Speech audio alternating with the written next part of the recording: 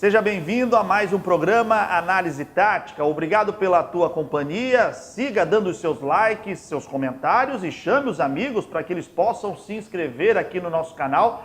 Isso faz com que a gente possa cada vez mais trazer conteúdos de mais qualidade e personalidades e personagens do futebol que sempre traga boas histórias para você que está aí do outro lado. Hoje não é diferente. O nosso convidado foi um menino da Vila, fez parte da primeira geração desse Meninos da Vila de 1978. Ele também passou pelo Paysandu, passou pelo Rio Branco do Espírito Santo, quando esse time teve a sua melhor campanha em campeonatos brasileiros. Esteve no futebol japonês como jogador, futebol chinês como técnico, treinou o time profissional do Santos, passou por inúmeros clubes do futebol nacional. Conheça um pouco mais do nosso convidado.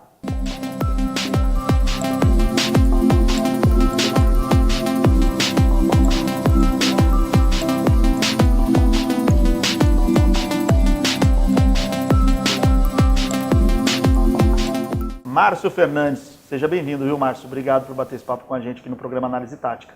Eu que agradeço a oportunidade, Felipe, de participar do programa aí e contar algumas coisas da gente aí. Bom, você no futebol, né, começou sua carreira como um menino da Vila, né, como a gente disse na nossa abertura. Mas a tua carreira ela é vasta, vários títulos, a gente traz aqui até na mesa algumas camisas que fizeram parte aí da sua história, Joinville, Linense, Botafogo, Comercial, o Santos. Mais recentemente, como treinador, o Vila Nova, né? Você tirou o Vila Nova, que é a maior torcida, uma das maiores torcidas de Goiás, levou para a Série B, né? Fala um pouquinho para a gente desse teu trabalho de treinador, como é que é a vida peregrinando por clubes do Brasil, né? Não deve ser uma vida não só de espinhos, mas de rosas também. Como é que tem sido esse trabalho como treinador, Márcio? Bom, Felipe, o Vila Nova foi um trabalho assim que gratificou bastante, porque pegamos o Vila Nova na segunda divisão do Goiano. Então, você tem uma noção, uma segunda divisão do Goiano realmente é complicado. O time não tinha renda, então o nosso presidente naquele momento, e é um cara que eu guardo assim com muito carinho, porque às vezes recebe muitas críticas, mas as pessoas não sabem o que ele passou para levar o Vila Nova de volta, né, ao cenário nacional. Então tinha situações que ele tinha que colocar torcedores no ônibus para comprar ingressos, porque todos os ingressos que eram comprados já ficava retido ali, porque a dívida do Vila Nova era grande. Então era tudo bloqueado, a gente não tinha condição de nada, então ele tinha que bolar coisas, bolorrifas, porque dava condição de, nas rifas, não penhorar o dinheiro, né? Então era uma coisa que ele achou para gerar renda para o clube. Para gerar renda para o clube. Ele achou um furo ali na regra que desse a condição de pegar esse dinheiro para sustentar o clube e os jogadores, porque não tinha como pagar salários e tudo se tudo era bloqueado. Então ele fez várias coisas e a gente conseguiu levar o Vila para a primeira divisão do Goiano, fomos campeões. Depois passamos ao Campeonato Brasileiro na Série C, também com muita dificuldade. Conseguimos ser campeão também, foi um ano que a gente foi campeão direto, né? Fomos campeões de novo na Série C e aí voltamos para a Série B, né? Então foi um trabalho que realmente nos deixou muito contente, muito feliz. A torcida do Vila é uma torcida que é carinhosa, retribui, mas é uma torcida que cobra, né? Claro. Então, como a torcida do Flamengo, como a torcida do Santos, Corinthians, que são torcidas grandes, quando o momento está bom, você é glorificado, mas quando está ruim também cobra bastante. Então cobra bastante. Então são coisas assim que a gente aprendeu muito com esse trabalho no Vila, mas é um trabalho que a gente leva com a gente com muito carinho, porque foi doído quando a gente chegou, né? Na verdade, quando eu fui para o Vila, eu fui até meio que não sabendo da situação do Vila. Eu achei que o Vila era um time grande, como mas que era da primeira divisão. Cheguei lá, não era da segunda divisão. Então aquilo também me deixou meio assim, mas graças a Deus foi muito bom, né? E é o que eu sempre falo, né?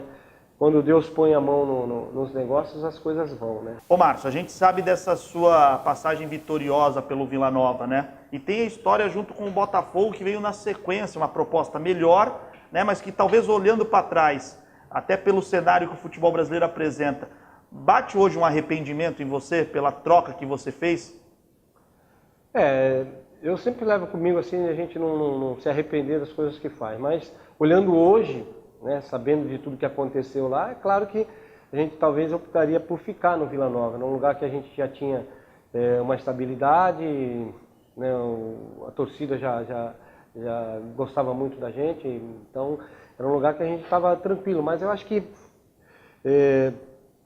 a gente que trabalha no esporte e tal, a gente gosta sempre de desafios, né?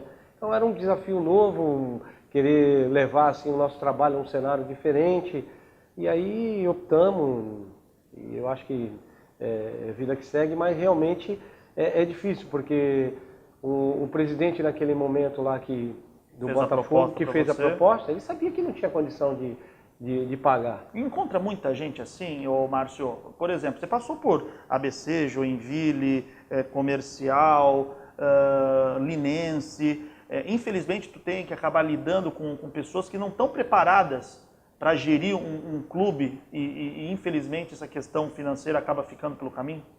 Não, muitos, né? Muitos. Você vê desses times que você falou, Comercial, Joinville, Linense, próprio Botafogo. Linense não, Linense pagou tudo direitinho. Que mais que eu falei? ABC. Não recebi. Então... E ainda às vezes a gente fica sabendo de algumas coisas que nem o advogado do ABC ainda falou numa causa que a gente entrou com alguma coisa para tentar receber do ABC, falando que como é que eu queria receber do ABC se eu era treinador do Náutico. Você vê só como que as pessoas não são preparadas. Que ele confundiu o meu nome com o Roberto Fernandes do Náutico. Nossa. Naquele momento. Você vê como que é atrapalhado o futebol. Então, o cara ainda fez uma dessa. Então, é lamentável. Lamentável. Márcio Fernandes, nosso convidado aqui no programa Análise Tática. Nós vamos fazer uma rápida pausa e depois Márcio Fernandes vai falar também da história dele junto ao Santos. E ainda tem o Caio Analisa, onde ele e Caio Couto vão poder discutir taticamente aí sobre como o Márcio Fernandes gosta de montar os seus times quando está atuando como técnico. Fique ligado.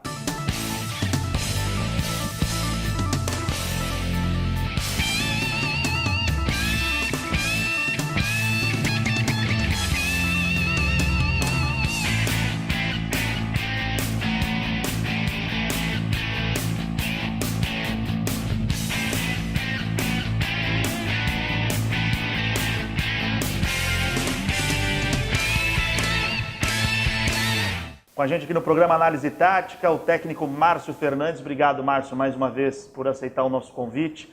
Ô Márcio, sua ligação com o Santos ela é forte, né? Menino da Vila, começou a carreira campeão paulista com aquela geração. Como é que você hoje, quando te perguntam sobre o Santos, qual o sentimento que vem? Um sentimento de agradecimento. Acho que o Santos, na nossa vida, assim, é praticamente tudo, né? Porque começamos ali...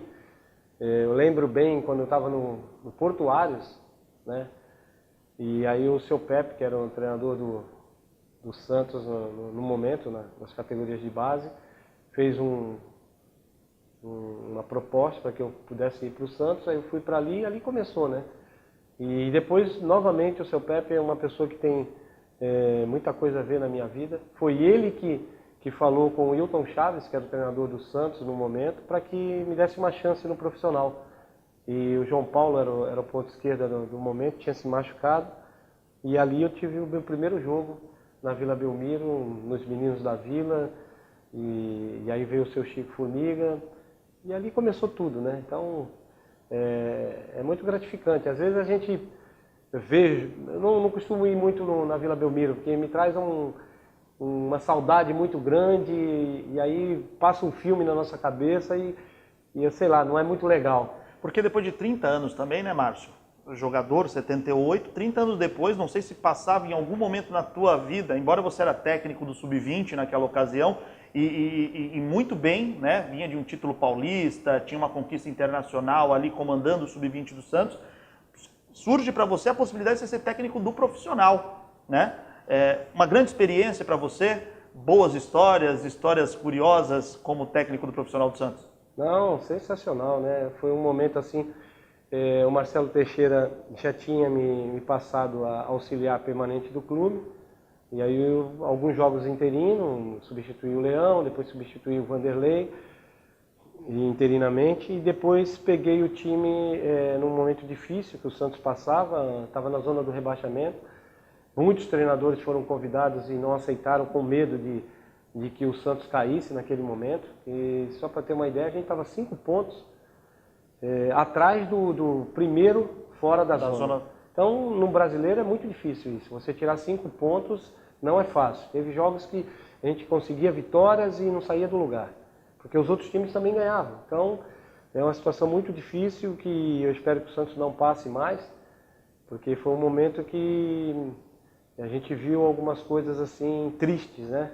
E graças a Deus depois elas se tornaram felizes, que a gente conseguiu, junto com um grupo de jogadores muito bom, com diretores, que naquele momento ali era o Adilson Durante, o Capella, que foram pessoas que me fortaleceram para que eu pudesse dar sequência no trabalho, né? Mas ao nosso presidente, Marcelo, que acreditou, né? Ô Márcio, o futebol traz coisas boas, mas também traz coisas que não são tão positivas. E você deve ter vivido isso em 2008, né? Quando as coisas não vão bem, né? Como era esse caso do Santos, tem N fatores que levam o time a estar assim. E muitas coisas negativas, você pode ter certeza disso. Você teve trairagem lá dentro daquele elenco? Que eu vejo nos teus olhos assim que quando a gente fala de 2008, tem o orgulho de ter tirado o Santos daquela situação, mas tem uma chateação por dentro que você talvez pareça ter sido traído por gente que você não imaginava. Não digo traído, né? Mas que realmente coisas que você não esperava, né? Não precisa citar nomes, mas assim, houve realmente posturas que você não esperava. Houve posturas que a gente não esperava, assim, que não esperava que pudesse acontecer, né? Mas acontecem dentro do futebol e aquilo me fortaleceu bastante, porque você começa a ver realmente que algumas atitudes que você toma na base, que tudo maravilhas, você trabalha realmente com uma conduta assim, claro, totalmente livre de qualquer coisa ruim atrás de você. No profissional você tem que tomar um pouco mais de cuidado, né? Então realmente isso me entristeceu um pouco, mas que me fortaleceu também para a vida depois. Deixa eu entender, Márcio. No profissional, você quando chegou, foi uma experiência nova para você naquela ocasião, né? Você descobriu que não só a parte técnica conta. Às vezes você tem que tentar ouvir torcedor, ou isso é porque falta respaldo de diretoria, por exemplo. Porque tem muita diretoria que ouve o que o torcedor pede. Se você, às vezes, eu digo assim como profissional, não estou dizendo especificamente no Santos, mas se você está assumindo um clube grande e você não atende pedido de algum diretor ou de algum torcedor, de parte da torcida, e você vai pela tua cabeça, por exemplo, o treinador ele corre risco às vezes de perder um cargo porque não atende, mesmo sabendo que você está certo? Corre, com certeza corre. E aconteceu comigo um lance curioso, né? Nós estávamos num jogo contra o São Caetano na Vila Belmiro, a torcida toda pedindo para colocar o Molina. Colombiano Molina. Naquele momento. E até meus auxiliares concordavam com aquilo. Vamos colocar o Molina, porque a torcida está pedindo. E aí eu pedi a Deus que me iluminasse naquele momento ali para que eu tomasse a decisão correta. E a decisão correta na minha cabeça era colocar o Robinho.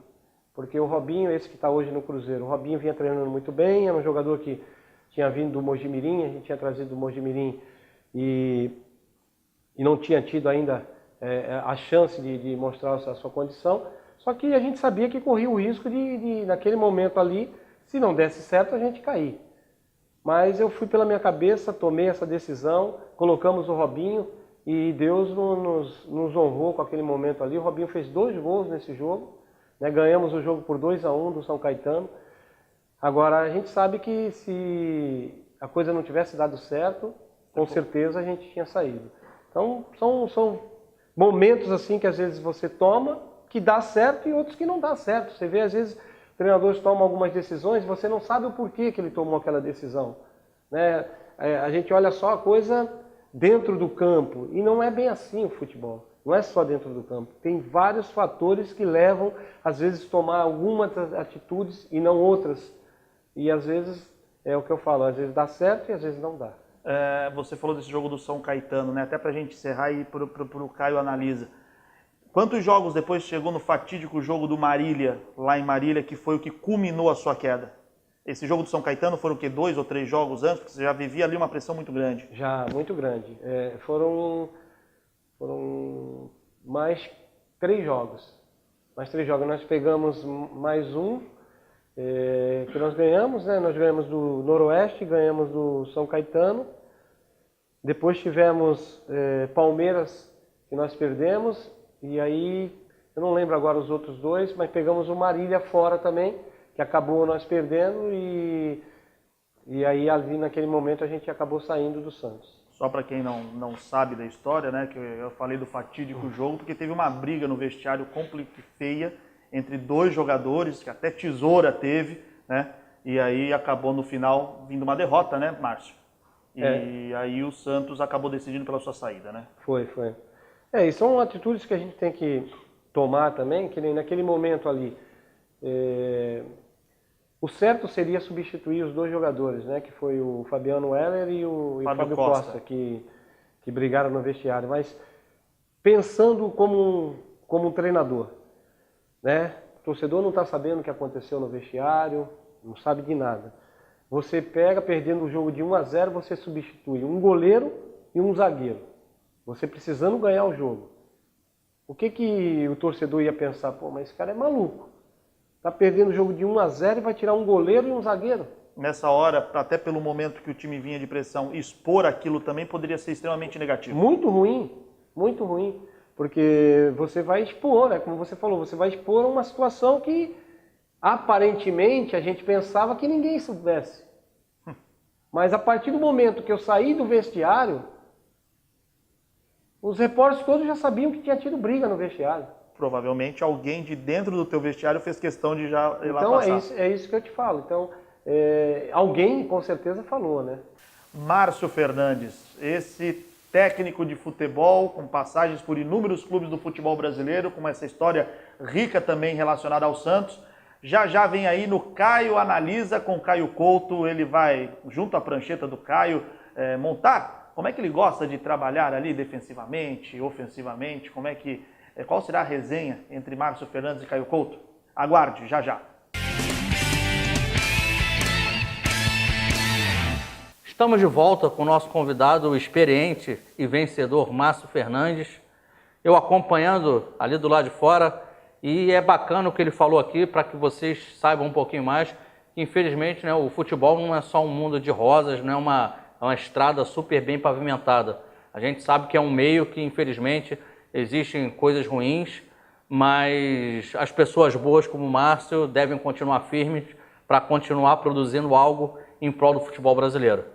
E Márcio, o público que nos acompanha no nosso canal aí, a gente não pode perder a oportunidade de passar um pouquinho mais para ele de quem é o Márcio Fernandes. Então vai a minha pergunta aqui. O Márcio treinador, o que ele gosta de trabalhar? Qual o modelo de jogo predileto? Tá aqui, a prancheta é tua, Márcio. Então, não que esse sistema seja o que eu mais gosto de jogar, mas é o que eu tenho jogado mais. Por quê? Porque os jogadores hoje, eles se espelham muito dentro dos esquemas que são feitos atualmente, né?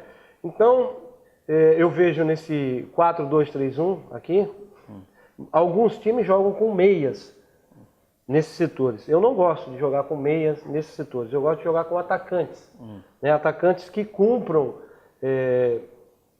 quando na parte defensiva, eles voltem, né? Recompõem bem aqui nessa segunda linha aqui, para a gente fazer 2 linhas de 4. Exato. Né? Com 2 linhas bem compactas, bem próximas, para que não haja aqui dentro desse setor um espaço grande para o jogador adversário rodar aqui e meter uma bola, porque praticamente você fica em linha aqui. Se você deixar um espaço muito grande aqui, esse jogador receber e conseguir meter uma bola por dentro aqui, praticamente acaba com a sua parte defensiva aqui. E Márcio, só te cortando, mas é interessante o que você falou. A gente aqui estamos, lógico, no ano de 2018, a gente acompanhou recentemente a Copa do Mundo e a gente viu realmente muitas equipes, né, nesse momento defensivo se utilizando dessas linhas de 4 e essas linhas de 4 bem aglutinadas, né, bem compactadas, justamente para nunca aconteça o que você estava comentando aqui, que os jogadores adversários consigam jogar entre linhas, né, e achar uma finalização, uma tabela. Agora, o sistema que eu mais gosto de jogar, mas que nem sempre eu jogo, tanto é que eu falei para vocês que o sistema que eu estou mais jogando é esse aqui. sistema, porque os jogadores se adaptam melhor a esse sistema. O sistema que eu mais gosto de jogar é com uma linha de 3. Sendo que essa linha de 3 tem que ser ocupada por um jogador que anteveja muito bem a jogada, jogador que saia muito bem na caça, né? Esses dois jogadores de lado são jogadores que têm que ter uma boa saída pelo lado. Boa qualidade técnica. Boa qualidade técnica. Normalmente, quando eu dirigi a base do Santos, e fiquei 10 anos na base, eu trabalhava muito os jogadores fazendo mais de uma função, para que quando eu tivesse que ter alguma dificuldade durante o jogo e ter que mudar o sistema sem mudar o jogador, ele conhecesse a função. Então, um exemplo, eu tenho aqui um lateral esquerdo fazendo a zaga.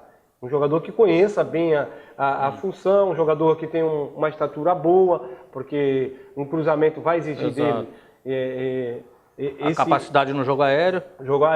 Uma qualidade boa para sair para jogar, né? E aqui eu usava 2 atacantes, mais 2 atacantes aqui, e aqui um atacante que chegava bem para arrematar. Com bastante presença de área. Então eu teria um time muito ofensivo, com 2 volantes que dariam uma condição boa de marcação, mas também que saíssem para jogar. Então eu fazia um time super ofensivo. E na volta, o cara fala, pô, mas joga pelo lado, porque com 3 jogadores, se você explorar o lado... os lados estariam mais desprotegidos. Esses 2 jogadores, mesmo sendo atacante, teriam que fazer essa marcação até o final. Porque esses 3 jogadores aqui, quando eu sou atacado, eles não saem na caça. Exato. Certo? Então, esse jogador só vai sair na caça quando nós estivermos atacando, perdemos uma bola, o jogador uma ficou... situação, numa transição rápida do adversário, ele já com 10 minutos... Aí sim ele sairia.